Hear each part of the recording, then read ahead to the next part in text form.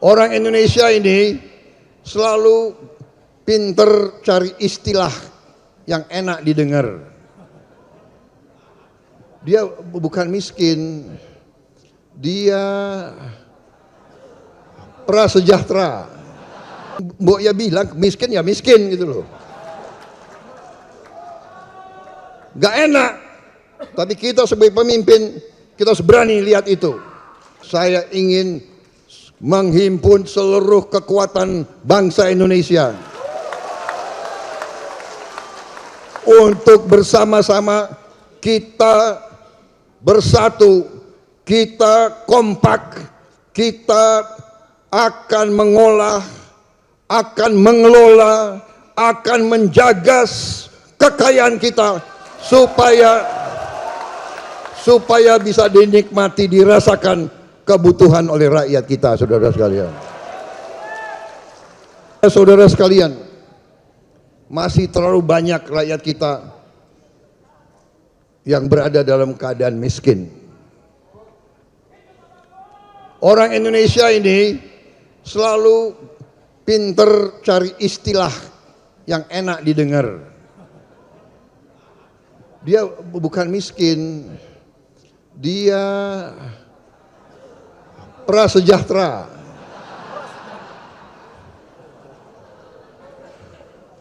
Dia sebetulnya adalah berharap meningkat ke kelas menengah, aspiring middle class, itu istilahnya itu, istilah ilmiahnya itu, aspiring middle class. Dia aspire, dia berharap ke tingkat menengah. Apa artinya kalau dia berharap ke tingkat menengah? Berarti dia belum ke tingkat menengah kan? Berarti dia miskin. Pinter aja itu banyak ya orang-orang akademis itu. Mbok ya bilang miskin ya miskin gitu loh. Gak enak, tapi kita sebagai pemimpin kita harus berani lihat itu. Kita harus berani lihat kesulitan. Bagaimana kita atasi? Masih ada banyak anak-anak yang lapar, berangkat ke sekolah tidak makan pagi. Ini harus kita atasi sekarang, hari ini. Semua anak-anak, termasuk yang di pesantren, saudara sekalian.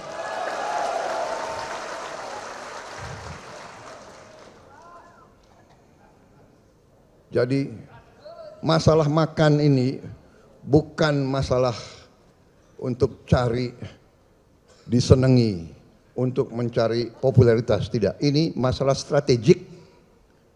Ini adalah menyelamatkan masa depan bangsa Indonesia. Kalau anak-anak kita kurang gizi, dia tidak bisa bersaing. Jangankan bersaing di universitas, jangankan bersaing di tempat-tempat yang membutuhkan teknologi. Untuk menjadi petani saja mungkin dia tidak sanggup. Untuk menjadi buruh pelabuhan pun dia akan kalah dengan buruh-buruh dari negara lain karena badannya tidak kuat. Jadi masalah makan bergizi ini bagi saya ini adalah masalah strategik dan akan kita laksanakan. Rakyat kita sekarang sangat memerlukan pekerjaan. Untuk itu, hilirisasi semua kekayaan kita harus kita olah di Republik Indonesia. Dan saudara-saudara, ini adalah masalah manajemen.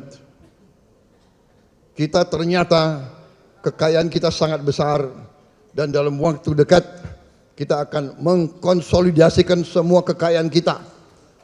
Mengkonsolidasikan dan mengawasi, mengontrol dan memanage kekayaan kita supaya kekayaan kita tidak tercecer, tidak dirampok, tidak dicuri, dipakai untuk seluruh rakyat Indonesia. Dengan demikian saudara-saudara, saya optimis Indonesia bisa menjadi kuat walaupun keadaan dunia sangat tidak menentu. Keadaan dunia dalam keadaan yang sangat rawan. Sangat rawan. Ada pemimpin-pemimpin dunia yang penuh dengan, menurut saya, sikap-sikap yang tidak arif. Tadi disampaikan oleh Pak Muhaimin, kita perlu toleransi, kita perlu kearifan, kita perlu suatu suasana yang saling menghormati, memaksa kehendak sendiri. Tetapi ada bangsa-bangsa yang saat ini mau memaksakan kehendak sendiri. Kita lihat di depan mata kita. Tiap malam kita lihat bagaimana rakyat tidak berdosa, ibu-ibu, anak-anak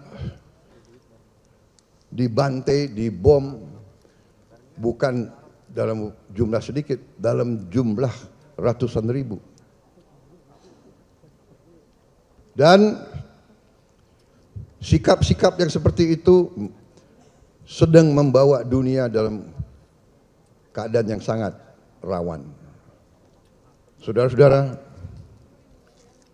Israel mengatakan akan menyerang Iran.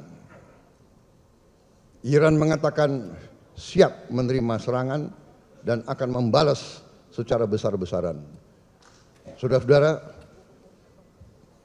diduga bahwa Iran sudah melaksanakan uji coba nuklir. Jadi kalau tidak ada kearifan dari negara-negara besar, dunia dalam keadaan yang tidak baik. Indonesia, kita bersyukur bahwa kita saat ini menikmati keadaan damai.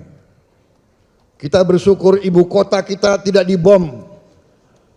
Kita bersyukur anak-anak kita masih bisa ketawa, walaupun sebagian dari mereka dalam keadaan yang susah.